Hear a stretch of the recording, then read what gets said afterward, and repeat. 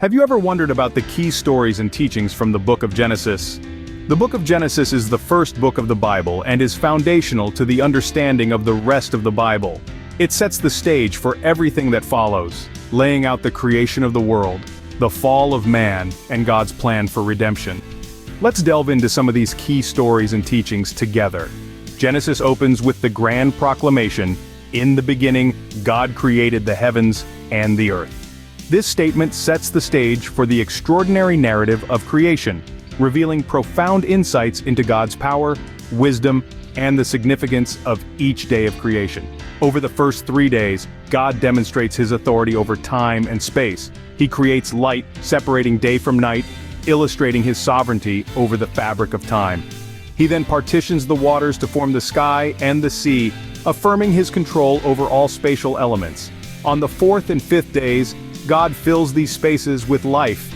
He strews the sky with celestial bodies, creating a cosmic ballet that weaves endless narratives in the night sky. The earth is populated with creatures of all shapes and sizes, showcasing God's boundless imagination and wisdom in designing such diverse life forms.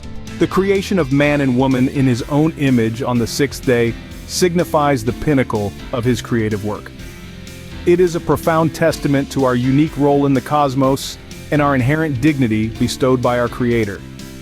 Then comes the seventh day, where God rests.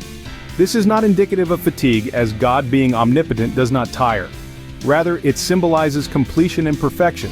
It serves as an eternal reminder of God's perfect creation, and encourages us to take time from our busy lives to contemplate his works and our place within it. The saga of Adam and Eve residing in the Garden of Eden constitutes an imperative fragment of Genesis. This narrative not only introduces the notion of sin and its repercussions, but also offers a myriad of symbolic interpretations. Adam and Eve, the first humans, are stationed in the blissful Garden of Eden and are permitted to consume from every tree, save for the tree of the knowledge of good and evil. The forbidden fruit from this tree symbolizes the allure of knowledge and the dangerous consequences of yielding to temptation. Falling prey to the manipulation of a serpent, a classic symbol of temptation and deceit, they defy God's directive and partake of the taboo fruit. This act of disobedience results in their expulsion from Eden and ushers in the era of sin and mortality into the world. It signifies the birth of human free will and the profound implications of our choices, shaping the narrative of humanity's spiritual journey. Following the creation and the fall of man, the story of Cain and Abel presents a potent illustration of the spread of sin, deeply ingrained within the larger narrative of Genesis. Cain and Abel, the sons of Adam and Eve, each bring offerings to God, a pivotal moment that signifies their reverence and to the divine. Abel, a shepherd, offers a lamb, the best of his flock, while Cain, a farmer, presents produce from his land. God's acceptance of Abel's offering but rejection of Cain's is a significant turning point in the story. This development underscores the theme of divine preference, a motif that recurs throughout Genesis, highlighting the importance of sincerity and pure intentions in offerings made to God. Cain's rejection, however, triggers his deep-seated anger and jealousy, emotions that echo the human capacity for negative feelings, as introduced in the narrative of the fall of man. Overwhelmed by these destructive emotions, Cain, in his wrath, leads his brother into the field and commits the first murder in human history. This act of killing underscores the themes of sin and consequences, further magnifying the repercussions of humanity's fall from grace in the Garden of Eden. Cain's act not only signifies the first murder, but also marks a seismic shift in humanity's relationship with sin, forever altering the course of history. This story hence serves as a stark warning about the devastating effects of unchecked negative emotions and the tragic results of succumbing to them. It is a cautionary tale that emphasizes the importance of reconciling with divine judgment and the dire implications of destructive actions driven by jealousy and rage. Genesis not only introduces us to Noah and the flood, but allows us to dive deep into its profound meanings and symbols. This narrative paints a vivid of God's divine judgment of sin, his compassion towards the righteous, and the consequences of disobedience. Appalled by the escalating wickedness of mankind, God reaches a sorrowful verdict to purify the earth through a devastating flood. Yet Noah stands out amidst this moral decay due to his unwavering righteousness. Noah's favor with God underscores the significance of maintaining moral integrity even in times of prevailing wickedness, earning him an essential role in the salvation of life on earth. Under God's explicit instruction, Noah undertakes the monumental task of constructing an ark, a symbol of salvation and divine protection. He is commanded to bring his family and pairs of every species of animal aboard, ensuring the continuity of post-deluge. The flood itself holds an immense significance, representing both God's wrath towards sin and his power to cleanse and renew. It demonstrates that while God's justice is unerring, his mercy prevails. After the flood there comes the rainbow, a vibrant and enduring sign of God's with Noah. The rainbow bears a promise from God, a pledge of his love and mercy, assuring mankind that never again would a flood cause such wholesale destruction. It serves as a constant reminder of God's enduring promise, offering hope after hardship, and reinforcing our faith in divine providence. We then delve deeper into the rich narrative of Abraham, a pivotal figure in the book of Genesis. Abraham, originally named Abram, was chosen by God for a great purpose. God promised him that he would become the father of many nations, even in the face of impossible odds, as his wife Sarah was barren. This promise was not only about progeny but also about inheritance, with his descendants destined to occupy the land of Canaan. Abraham's faith in God was unshakable. Despite numerous trials and tribulations, he remained steadfast in his devotion. His relationship with God was characterized by trust and obedience, even when the circumstances were challenging. Consider the time when God commanded him to leave his homeland and kindred to venture into an unknown land. Despite the uncertainty, Abraham obeyed, demonstrating his unwavering faith.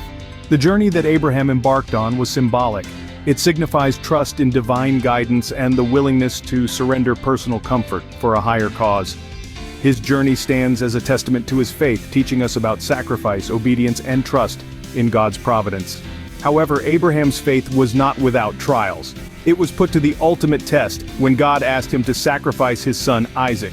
Abraham, torn between love for his son and obedience to God, demonstrated an extraordinary degree of faith when he agreed to God's command. But God, recognizing his obedience, provided a ram as a substitute at the very last moment. This story of faith and obedience has profound implications.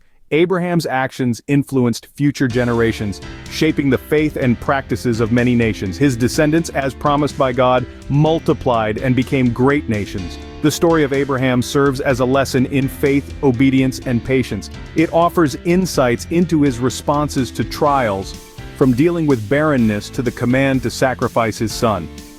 It's a tale that teaches us about the importance of trust in God's promises, the value of obedience, and the rewards of unwavering faith. His life and experiences remind us that while the journey of faith may be filled with trials, the promises of God are always fulfilled. The tale unfolds with Isaac, the marvelously ordained son of Abraham, who was born when Abraham had already seen 100 winters, thus demonstrating God's promise. His birth was not merely an event but a divine signal marking the commencement of God's covenant to make Abraham the patriarch of many nations.